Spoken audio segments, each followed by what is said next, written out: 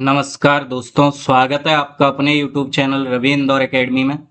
आज मैं आपके सामने जो विषय लेकर आया हूँ वो नॉर्मलाइजेशन का लेकर आया हूँ और इस सब्जेक्ट पर हम ये देखेंगे कि एमपी पुलिस में क्या हुआ था और एमपी फॉरेस्ट गार्ड में क्या हो सकता है। इसके साथ ही दोस्तों मैं आपको ये भी बताऊंगा कि एमपी फॉरेस्ट गार्ड में अगर नॉर्मलाइजेशन होता है तो क्या इसका कोई इफेक्ट पड़ेगा या नहीं।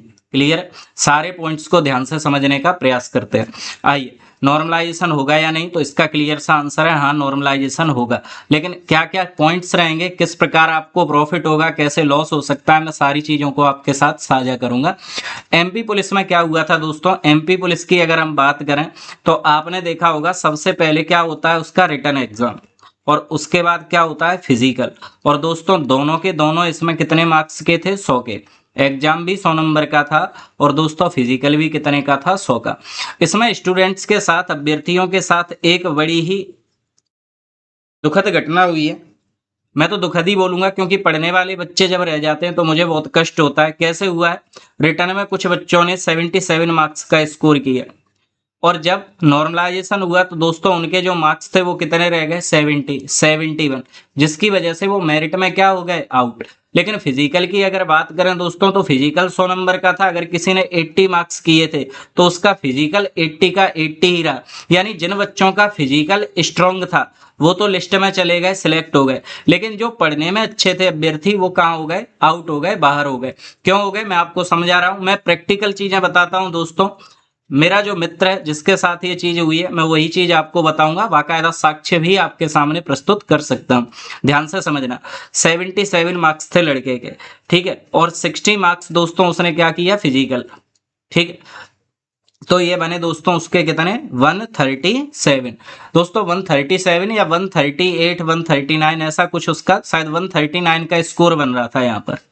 ठीक है, यहाँ पे 62 का, ऐसे 139 था उसका, ईडब्ल्यूएस कैटेगरी से था। अब ध्यान से समझना पूरी बात को। इस लड़के के क्या हुए, नॉर्मलाइजेशन में 77 जो मार्क्स थे वो माइनस होके कितने हो गए, 70। अब आप बताइए 70 ये और 62 ये कितने मार्क्स रह गए, 132। और ये जो लड़का था वो क्या हो गया दोस्तों, आउट। तो नॉर्मलाइजेशन का प्रभाव हुआ क्योंकि फिजिकल जिनका अच्छा था, मान के चलो ये बच्चा अगर फिजिकल में 80 कर देता तो इसका श्योर सिलेक्शन था। या नॉर्मलाइजेशन में इसके ये मार्क्स नहीं घटते तब भी इसका सिलेक्शन था वो दोस्तों कैसा था, श्योर। अब यहाँ पर क्या समस्या हुई कि रिटर्न के तो मार्क्स घट गए और फिजिकल के सेम मार्क्स रहे तो वो बंदा क्या हो गया, फेल। अब मैं आपको बताता हूं कि फॉरेस्ट गार्ड में इसका क्या प्रभाव रहेगा और किस प्रकार चीजें आपको देखने को मिलेंगी। देखिए दोस्तों, नॉर्मलाइजेशन होगा कब, जब एग्जाम की शिफ्ट कैसी हो, अलग अलग। आपको पता है 2 शिफ्टों में एग्जाम होगा, तो शिफ्ट 1 और शिफ्ट 2 इस टाइप से, है ना। शिफ्ट 1 और शिफ्ट 2 इस टाइप से 2 शिफ्टों में होगा और दोस्तों अलग अलग डे पर होगा। तो काफी सारी शिफ्ट हो जाएंगी जिसको इक्वल करने के लिए ये लोग क्या करते हैं, नॉर्मलाइजेशन। अब जब ये नॉर्मलाइजेशन करेंगे दोस्तों तो ये क्या करते हैं, अलग अलग शिफ्ट के पेपर के लेवलों को ये क्या करते हैं, बैलेंस, इक्वल करने का प्रयास करते हैं कि बच्चे को ऐसा नहीं लगे हमारा टफ था या हमारा जो एग्जाम था वो हार्ड था और दूसरे का इजी था, इसलिए टफ वाले बच्चे के मार्क्स कम है और इजी के ज्यादा मार्क्स है। तो दोस्तों ये इसको क्या करते हैं, इक्वल करते हैं। मान के चलो इसके 68 मार्क्स हैं और इसके 79 मार्क्स हैं, तो इन दोनों को क्या किया जाएगा, इक्वल किया जाएगा। इसके कम करे जाएंगे मार्क्स और इसके दोस्तों बढ़ाए जाएंगे, एवरेज कर दिया जाएगा। क्लियर, इजी और टफ पेपर का इफेक्ट है, इसको हटाने के लिए ऐसी चीजें करी जाती हैं। अब यहाँ पर थोड़ा ध्यान से समझना आप कि फॉरेस्ट गार्ड में नॉर्मलाइजेशन का क्या प्रभाव पड़ेगा। फॉरेस्ट गार्ड में आपको पता है दोस्तों कि फिजिकल मार्क्स के, फिजिकल का कोई मार्क्स मिलता ही नहीं। जब फिजिकल का मार्क्स ही नहीं मिलेगा तो दोस्तों आप मुझे बताइए नॉर्मलाइजेशन का इफेक्ट क्या रह जाएगा। मान के चलिए आपने 78 का स्कोर किया और आपके नंबर घट के मान के चलो 70 रह गए उसी शिफ्ट में, तो क्या आपका सिलेक्शन होगा या नहीं होगा। ये चीज डिपेंड करेगी दोस्तों किसके ऊपर, परसेंटाइल के ऊपर। अगर आपकी परसेंटाइल, मेरी बात को ध्यान से समझना, नॉर्मलाइजेशन का फॉरेस्ट गार्ड के पेपर में कोई भी इफेक्ट नहीं रहेगा।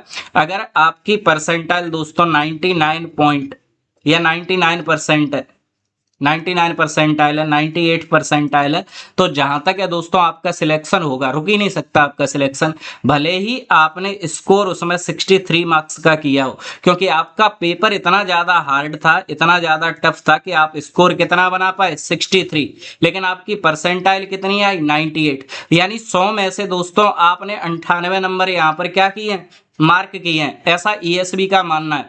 63 आपके कितने परसेंट के इक्वल हो गए 98 परसेंट के, तो इसमें अगर नंबर आपके घटते भी हैं बढ़ते भी हैं तब भी आपको कोई इफेक्ट नहीं पड़ेगा, आपका तब भी सिलेक्शन होगा। बस चीज क्या डिपेंड करेगी, परसेंटाइल, और परसेंटाइल दोस्तों हर शिफ्ट की ये निकालते हैं। मान के चलो आपका 25 मई को एग्जाम हुआ, किसी का 26 मई को, किसी का 27 मई को, तो 25 मई की जो फर्स्ट और सेकंड शिफ्ट है इनकी परसेंटाइल निकाली जाएगी, और जिस बच्चे की परसेंटाइल जितनी हाई होगी उस बच्चे को यहाँ से सिलेक्ट किया जाएगा। ऐसे ही हर शिफ्ट में से सिलेक्ट किए जाएंगे बच्चे। क्लियर? उम्मीद है दोस्तों ये सारे पॉइंट आपकी समझ में आए होंगे। फिर से मैं एक बार चीजों को बिल्कुल क्लियर कर दूं आप लोगों के सामने कि इसमें नॉर्मलाइजेशन का कोई भी इफेक्ट नहीं पड़ेगा, क्योंकि यहां पर दोस्तों आपको क्या देखने के लिए मिलेगी, परसेंटाइल, और परसेंटाइल में आप भले ही दोस्तों 68 मार्क्स आपने स्कोर किया है, लेकिन परसेंटाइल आपकी 98% है, तो इसका मतलब आप सिलेक्ट होंगे, आप रुक नहीं सकते, क्योंकि 100 में से आपने 98 नंबर यहाँ पर बनाए, यानी पेपर का लेवल बहुत ज्यादा टफ था। मान के चलो कोई इजी शिफ्ट है और उसमें एवरेज जा रहा है, लड़के ने एक ने नंबर बनाए दोस्तों 74, लेकिन ये जो परसेंटाइल है वो उसकी बनी यहाँ पर 84 परसेंटाइल, तो दोस्तों इसका सिलेक्शन मुश्किल हो जाएगा, क्योंकि इसने 100 में से कितने नंबर बनाए हैं 84, जबकि आपने कितने बनाए हैं 98। तो जिनकी परसेंटाइल ज्यादा होगी वो सिलेक्ट होंगे, जिनकी परसेंटाइल कम होगी वो सिलेक्ट नहीं होंगे। उम्मीद है दोस्तों ये सारी की सारे पॉइंट्स आपकी समझ में आए होंगे। अब हमें बात किस विषय पर करनी है, चाहे कोई भी शिफ्ट हो, इजी हो चाहे टफ हो, हमें एक ही चीज पर फोकस करना है कि हमारा जो रॉ स्कोर है दोस्तों वो स्ट्रांग होना चाहिए। जितना रॉ स्कोर आपका स्ट्रांग होगा उतनी ज्यादा पॉसिबिलिटी है आपकी चांस की। और आपको बता दूं यहाँ पर नेगेटिव मार्किंग है, तो आपको एक एक क्वेश्चन बहुत सोच समझ के करना है। एक भी प्रश्न ऐसा नहीं होना चाहिए जो आप गलत टिक करें, हमें ये प्रयास करना है 100 में से दोस्तों अगर आप 70 या 70 प्लस के स्कोर तक पहुंच पा रहे हैं तो आप बहुत अच्छा स्कोर कर रहे हैं, और आप ये मान के चलना सिलेक्शन के बहुत ज्यादा नजदीक हैं। क्लियर है? यहाँ पर आप ये मान के चलो 717 के समथिंग शायद पोस्ट हैं जेल पुलिस की, और जो बच्चा यहाँ पर 60 प्लस मार्क्स लेकर आता है, 65 तक लेकर आता है, उसका बड़ी आसानी से इन पोस्ट पे सिलेक्शन हो जाएगा, ऐसी मुझे उम्मीद है। और मैं दोस्तों आपको हमेशा सही गाइड करने का प्रयास करता हूँ, जो भी चीज़ें ऑथेंटिक हैं वो मैं आपके साथ साझा करने का प्रयास करता हूँ। अगर आपको ये चीज़ें पसंद आ रही हैं, मेरी वीडियो अच्छी लग रही है, तो दोस्तों आज ही चैनल को हमारे को सब्सक्राइब कर दीजिए, वीडियो को लाइक कर दीजिए। यही एक तरीका है जिससे आप अपने छोटे या बड़े भाई की मदद कर सकते हैं। चलिए मिलते हैं ऐसी अगली यूजफुल वीडियो में, तब तक के लिए जय हिंद, जय भारत।